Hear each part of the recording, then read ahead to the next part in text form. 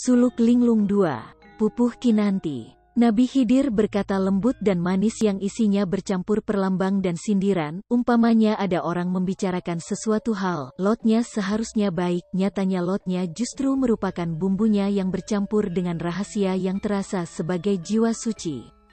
Nubuah yang penuh rahasia itu sebenarnya rahasia ini, yaitu ketika masih berada di sifat Jamal ialah jauhar awal. Bila sudah keluar menjadi jauhar akhir yang sudah dewasa, yang awal itulah rahasia sejati.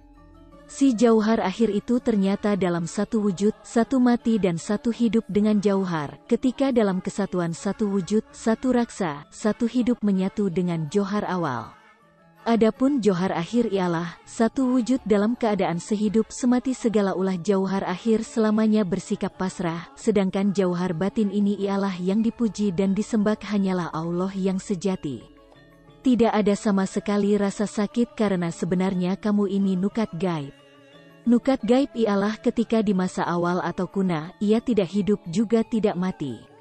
Sebenarnya yang dikatakan nukat itu tidak lain gaib jugalah namanya itu.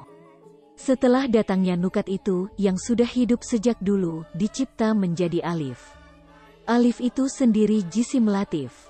Dan keberadaanmu yang sebenarnya itulah yang disebut atau dinamakan nekdu. Sekarang jauhar sejati, yaitu namamu itu semasa hidup ialah syahadat jati. Dalam hidup dan kehidupanmu disebut juga darah hidup. Darah hidup itu sendiri ialah yang dinamakan Rasulullah rasa sejati. Syahadat jati adalah darah, tempat segala zat atau makhluk merasakan rasa yang sebenarnya tentang hidup dan kehidupan. Yang sama dengan satuan Jibril Muhammad Allah. Sedangkan keempatnya adalah yang disebut darah hidup. Jelasnya coba perhatikan orang mati. Apa ada darahnya? Darah itu kini hilang, hilangnya bersama atau menyatu dengan sukma. Sukma atau ruh hilang dan kembali pada alif itu disebut ruh idafi. Pengertian jisim latif ialah jisim angling yang sudah ada terdahulu kala yaitu alif yang disebut angling. Padahal alif itu tanpa mata, tidak berkata-kata dan tidak mendengar tanpa perilaku dan tidak melihat. Dan itulah alif yang arti sebenarnya lukawi. Alif jatuh bertempat berada pada nukatnya. Ketiadaannya keberadaannya menjadi alif itu karena dijabarkan atau dikembangkan. Bukankah ruh idafi itu bagian zatullah? Setelah diajarkan semua pelajaran sampai selesai tentang ruh idafi yang menjadi inti pembahasannya. Adapun wujud sesungguhnya alif itu asal muasalnya berasal dari jauhar alif itu, yang dinamakan kalam karsa. Timbullah hasrat kehendak Allah untuk menjadikan terwujudnya dirimu. Dengan adanya wujud dirimu menunjukkan akan adanya Allah dengan sesungguhnya. Allah tidak mungkin ada dua apalagi tiga.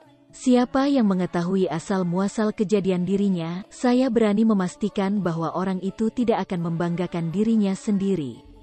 Adapun sifat Jamal, sifat yang bagus itu ialah sifat yang selalu berusaha menyebutkan bahwa pada dasarnya adanya dirinya itu karena adanya yang mewujudkan keberadaannya. Kanjeng Nabi Khidir menandaskan penjelasannya, demikianlah yang difirmankan Allah kepada Nabi Muhammad yang menjadi kekasihnya, kalau tidak ada dirimu, saya Allah tidak akan dikenal atau disebut. Hanya dengan sebab adanya kamulah yang menyebut akan keberadaanku. Sehingga kelihatan seolah-olah satu dengan dirimu. Adanya aku Allah menjadikan ada dirimu. Wujudmu menunjukkan adanya wujud zatku. Dan untuk memperjelas jati dirimu, tidakkah kau sadari bahwa hampir ada persamaan asmaku yang baik, Asmaul Husna, dengan sebutan manusia yang baik itu semua kau maksudkan untuk memudahkan penggambaran perwujudan tentang diriku. Padahal kau tahu, aku berbeda dengan dirimu, yang tak mungkin dapat disamakan satu sama lain. Dan kamu pasti mengalami dan tidak mungkin dapat melukiskan atau menyebutkan asmaku dengan setepat-tepatnya. Namamu yang baik dapat menyerupai namaku yang baik, Asmaul Husna. Apakah kamu sudah dapat meraih sebutan nama yang baik itu? Baik di dunia maupun di akhirat, kamu ini merupakan penerus atau pewaris Muhammad Rasulullah, sekaligus Nabi Allah. Ya Ilahi, ya Allah, ya Tuhanku, bagi pembaca maupun pendengar dianjurkan untuk berdoa pada Allah. Insya Allah berhasil kabul apa yang diinginkan. Amin, amin, amin ya Rabbal Alamin. Nabi Khidir mengakhiri pembacaan firman Allah SWT, kemudian melanjutkan memberi penjelasan pada Sunan Kalijaga, tanda-tanda adanya Allah itu ada pada dirimu sendiri, harap direnungkan dan diingat betul. Asal mula alif itu akan menjadikan dirimu bersusah payah selagi hidup, budi jati sebutannya. Yang tidak terasa, menimbulkan budi atau usaha untuk mengatasi lika-liku kehidupan. Bagi orang yang senang membicarakan dan memuji dirinya sendiri, akan dapat melemahkan semangat usahanya, antara tidak dan ya, penuh dengan kebimbangan. Sedang yang dimaksudkan dengan jauhar budi, mutiara budi, ialah, bila sudah mengetahui maksud dan budi iman, yaitu menjalankan segala tingkah laku dengan didasari keimanan kepada Allah. Alif tercipta karena sudah menjadi ketentuan yang sudah digariskan. Sesungguhnya alif itu tetap kelihatan apa adanya dan tidak dapat berubah. Itulah yang disebut alif. Adapun bila terjadi perubahan, itulah yang disebut alif adi, yang menyesuaikan diri dengan keadaanmu. Mutiara awal kehidupan, jauhar awal, dimaksudkan dengan kehidupan tempo dulu yang betul-betul terjadi sebagaimana tinja junub dan jinabat. Jauhar awal ibarat bebauan atau aroma akan tiba saatnya, tidak boleh tidak akan kita laksanakan dan rasakan di dalam kehidupan kita di dunia. Jelasnya, kehidupan yang telah digariskan sebelumnya oleh jauhar itu, telah memuat garis hidup dan mati kita. Segalanya telah ditentukan di dalam jauhar awal. Dari keterangan tentang jauhar awal tadi, tentu akan menimbulkan pertanyaan, di antaranya, mengapa kamu wajib salat di dalam dunia ini? Penjelasannya demikian, asal mula diwajibkan menjalankan salat itu ialah, disesuaikan dengan ketentuan di zaman azali, kegaiban yang kau rasakan saat itu. Bukankah kamu juga berdiri tegak, bersidakap menciptakan keheningan hati, bersidakap menyatukan konsentrasi, menyatukan segala gerakmu? Ucapanmu juga kau satukan, akhirnya kau rukuk tunduk kepada yang menciptakanmu. Merasa sedih karena malu, sehingga menimbulkan keluar air matamu yang jernih, sehingga tenanglah segala kehidupan ruhmu. Rahasia iman dapat kau resapi. Setelah merasakan semua itu, mengapa harus sujud ke bumi? Pangkal mula dikerjakan sujud bermula adanya cahaya yang memberi pertanda pentingnya sujud, yaitu merasa berhadapan dengan wujud Allah, biarpun tidak dapat melihat wujud Allah sesungguhnya, dan yakin bahwa Allah melihat segala wujud gerak kita. Pelajaran tentang ihsan. Dengan adanya agama Islam yang dimaksudkan, agar makhluk yang ada di bumi dan di langit termasuk dirimu itu, beribadah sujud kepada Allah dengan hati yang ikhlas sampai kepala diletakkan di muka bumi, sehingga bumi dengan segala keindahannya tidak tampak di hadapanmu, hatimu hanya ingat Allah semata-mata.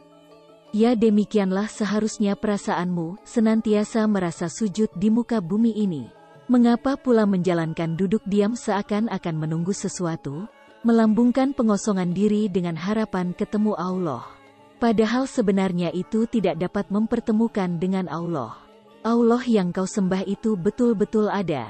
Dan hanya Allah lah tempat kamu mengabdikan diri dengan sesungguhnya, dan janganlah sekali-kali dirimu menganggap sebagai Allah. Dan dirimu jangan pula menganggap sebagai Nabi Muhammad. Untuk menemukan rahasia, rasa yang sebenarnya harus jeli, sebab antara rahasia yang satu berbeda dengan rahasia yang lain. Dari Allah lah Nabi Muhammad mengetahui segala rahasia yang tersembunyi. Nabi Muhammad sebagai makhluk yang dimuliakan Allah. Beliau sering menjalankan puasa, dan akan dimuliakan makhluknya kalau mau mengeluarkan sodakoh. Dimuliakan makhluknya bagi yang dapat naik haji. Dan makhluknya akan dimuliakan kalau melakukan ibadah salat. Matahari berbeda dengan bulan, perbedaannya terdapat pada cahaya yang dipancarkannya. Sudahkah hidayah iman terasa dalam dirimu? Tauhid adalah pengetahuan penting untuk menyembah pada Allah, juga makrifat harus kita miliki untuk mengetahui kejelasan yang terlihat, ya ru'yat melihat dengan mata telanjang, sebagai saksi adanya yang terlihat dengan nyata. Mari kita dalami sifat dari Allah, sifat Allah yang sesungguhnya, yang asli, aslinya dari Allah. Sesungguhnya Allah itu, Allah yang hidup. Segala afalnya, perbuatannya adalah berasal dari Allah. Itulah yang dimaksud dengan ru'yati. Kalau hidupmu senantiasa kamu gunakan ru'yat, maka itu namanya hairati, kebajikan hidup. Makrifat itu hanya ada di dunia. Jauhar awal hairati, mutiara awal kebajikan hidup, sudah berhasil kau dapatkan. Untuk itu secara tidak langsung kamu sudah mendapatkan pengawasan kamil, penglihatan yang sempurna.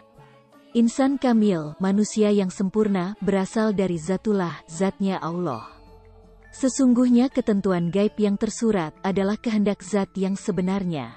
Sifat Allah berasal dari zat Allah. Dinamakan insan kamil kalau mengetahui keberadaan Allah itu. Bila mana tidak tertulis namamu di dalam nukat gaib insan kamil, itu bukan berarti tidak tersurat.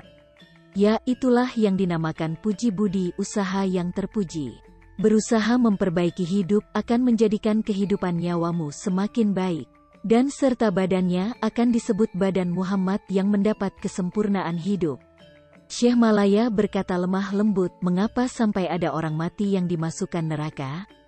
Mohon penjelasan yang sebenarnya. Nabi Khidir berkata dengan tersenyum manis, wahai Malaya, maksudnya begini, neraka jasmani juga berada di dalam dirimu sendiri, dan yang diperuntukkan bagi siapa saya yang belum mengenal dan meniru laku Nabiullah. Hanya ruh yang tidak mati. Hidupnya ruh jasmani itu sama dengan sifat hewan, maka akan dimasukkan ke dalam neraka. Juga yang mengikuti bujuk rayu iblis atau yang mengikuti nafsu yang merajalela seenaknya tanpa terkendali, tidak mengikuti petunjuk Gusti Allah SWT. Mengandalkan ilmu saja, tanpa memperdulikan sesama manusia keturunan Nabi Adam, itu disebut iman tatlot. Ketahuilah bahwa umat manusia itu termasuk badan jasmanimu. Pengetahuan tanpa guru itu, ibarat orang menyembah tanpa mengetahui yang disembah.